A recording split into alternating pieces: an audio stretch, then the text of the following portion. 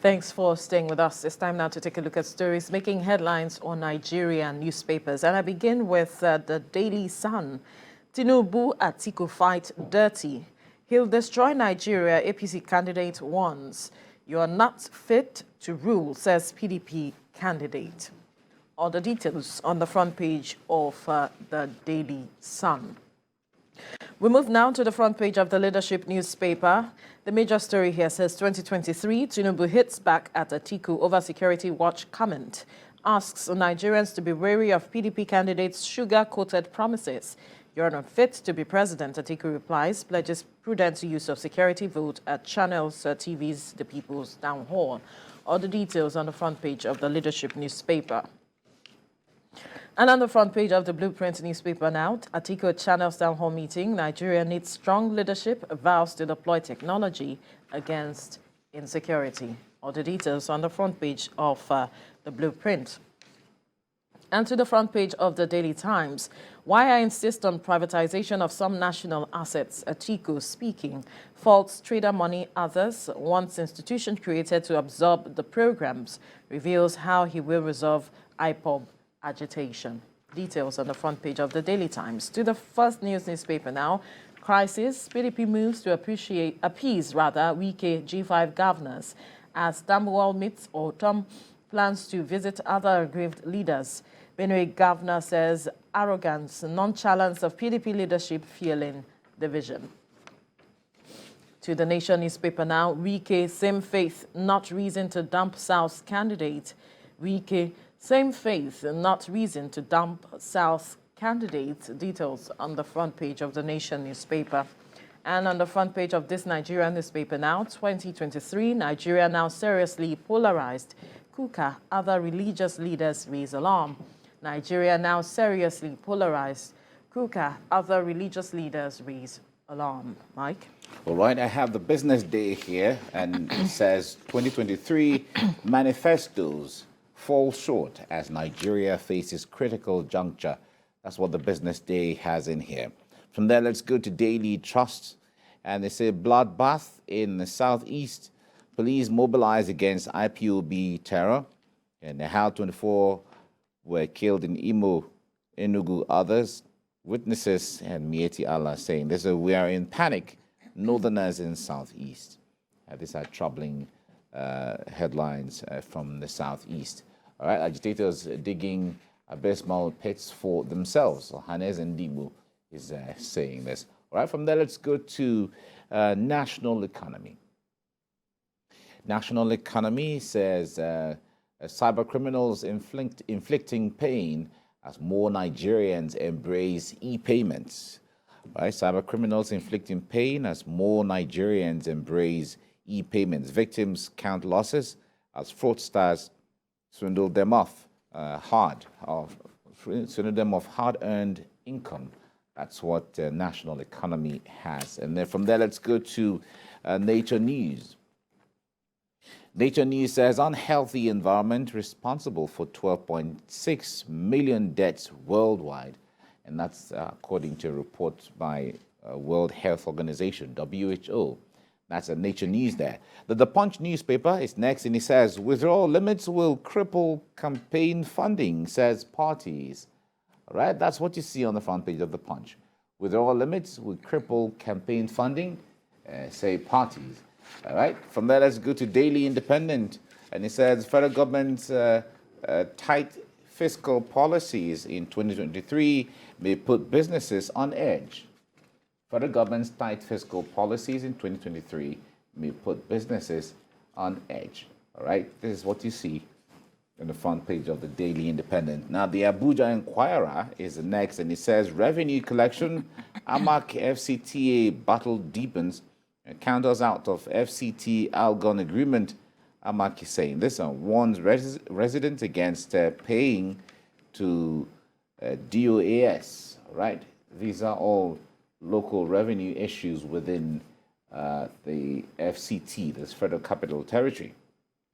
Nigerian News Direct is next, and it says NNPC to supply 8,000 crude oil barrels per day in 5 years. All right. NNPC to supply 8,000 crude oil barrels per day in 5 years. That's what Nigerian News Direct has in there. Okay, from there, let's go. The last one now is Business AM. Nigeria's 8-year-long COVID as Buhari struggles with economy. Nigeria's 8-year-long COVID as Buhari struggles with the economy. That's what you see on the front page of the Business Day there, Veronica. All right, let's take a look at the story that is this story that is on almost all the papers this morning, talking about the PDP presidential candidates speaking at a town hall meeting yesterday. Yeah, and his statement is generating some reaction with regards to some of the issues that were highlighted out of that town hall yesterday. He said that he would want to, in terms of security, he talked about using the UAE approach to dealing with matters of security where everybody's movement is monitored, and so people cannot commit crime, so to speak. And so he's going to, if he is elected as president, he will bring that in to addressing the matters of insecurity. And he spoke about the matter of IPOB agitation. And he said that it is open to negotiation, and that this is why he has been hammering on restructuring. That is why a lot of people are seeing this kind of agitations from persons, that he will be open to negotiate with them, knowing that at this point what they are agitating for in terms of having their own nation is not something that we can achieve, because it can either be achieved either through civil war or whatever it is, but or negotiation. But he is going the way of negotiating with these people, and because he has been speaking on privatization, and so the matter of privatization was asked that why is he hell-bent on the matter of privatization, and he says that as it is, the majority of Nigeria's assets should be sold, some of it should be sold, to the private sector to, better manage them, because in some countries you see that it is the private sector that is driving the economy, creating jobs and all of it. That some of these assets, for instance, the refineries, we keep making budgets for them, turnaround maintenance or all, but not much is seen with regards to that. So it's better they are sold and the money's injected back into the economy. Yes, he said a lot of things. If you follow that town hall meeting, a lot of the things he said will rest well on the minds of Nigerians regarding what he plans to do. However, it will also not rest well on the minds of other Nigerians who feel that, well, if you go to UAE and you copy their style and paste in Nigeria, doesn't mean it's going to work that way, especially when you talk about security. Because security is not something abstract out there where it is something in space. You just go there and then the moment you push 1-2 buttons there and then it's okay. It works. Every security is local. Every insecurity is also local. So what creates insecurity in the UAE, for instance, is different from what creates insecurity in Nigeria. And in fact, even in Nigeria, what creates insecurity in the southeast is different from what creates insecurity in the north or southwest. So the point there is, there has to be a homegrown strategy and an approach as to how to handle it. Of course, one would agree from the perspective of, okay, if you're going to say, let us deploy technology in the area of, ensuring that there's security. But security is not only surveillance. Of course. It's not only putting CCTV cameras everywhere and you see everybody. Okay, even if you see somebody committing crime and you're not there, how does it translate to addressing the matter? Because the point there is that, of course, there are times we see CCTV cameras of some crimes that have been committed. They go viral sometimes. But nothing gets to happen. And it's a situation where you don't have adequate data. You cannot trace people. So these are challenges that we have to face. There has to be some homegrown. So Nigerians would expect from so many of the comments that we heard, Nigerians expect that when you copy the Dubai or the UAE templates and you paste here, now tell us what's the fine-tuning. Exactly. Tell us how that fine-tuning to suit the local. That's what Nigerians would like to see. That's what Nigerians would like to hear. So the moment you are engaged in that conversation, then Nigerians will know that, okay, you're talking about the modern way of doing it, but also localizing it in such a way that it fits into the peculiarity of who we are and at the root. Exactly, what Nigerians are going through back home here. On the issue of privatization, of course, we also know that privatization, we have tasted all the sides of it, and under former military president Ibrahim Badamasi Babangida, they came up with the issue of let Nigeria be a mixed economy. It has a little bit of here and a little bit of this one, where, okay, we practice everything put together. However, we have seen time and time again that companies, corporations run by government don't function well in comparative terms to the ones that are totally privatized. Of course, we saw Nitel that was privatized. We see what the thing is right now. Yes. We saw NEPA privatized, well, and we also see what it is right now. So the issue there is, and this privatization was handled by under his chairmanship at the time. So the point there is, when PHCN is working, but it's not working the way Nigerians expect that it's going to work, Nigerians are going to ask questions regarding, okay, you're going to sell an NPC, you're going to sell all of these things you're going to sell. How are you going to translate that all? Because if it is the issue of selling it to Nigerians, because I know A and I know B and I know C and they're businessmen, I sell it to them and they are contractors, and then they come back to run the business as a contractor, then it won't mean anything. Right. If you don't privatize like Nitel, privatize it, give it to hands off and let the private sector drive it, but create an enabling environment. If you're not giving it to competent people to create a turnaround, then there's going to be a challenge.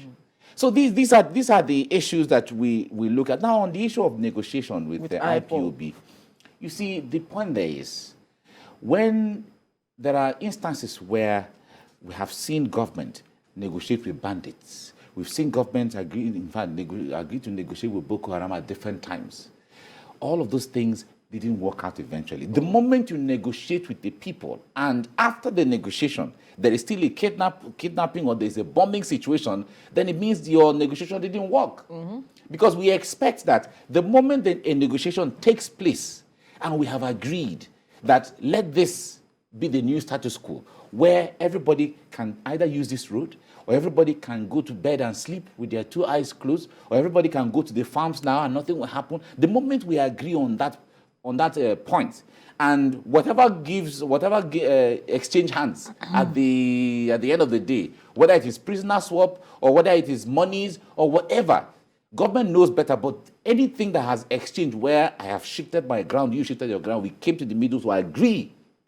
And after that agreement, there is still one person kidnapped or one person killed, then it means it didn't work. So the point there is, in Odumegwu Ojukwu's words before he died, he said, well, I led the civil war, the Biafran agitation at that time and all of that. But as it is, in the Nigeria of today, it won't be good for us to go back into all of that anymore. If we were going to do it, we would have had it at the time we will have it.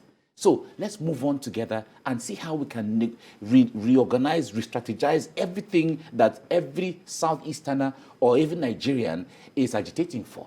Let us renegotiate and re-strategize on how to get whatever we want. And that is good leadership. So the point there is that when it comes to negotiating with IPOB and so on, one would not be against all of those. But this negotiation, exactly, what it will entail as in to negotiate, there are so many things that we have to look at on the table. You know, what are they even asking for? What is the IPOB asking for? If it is the issue of Biafra Republic, as the case may be, of course, a lot of Nigerians have felt that that ship has sailed.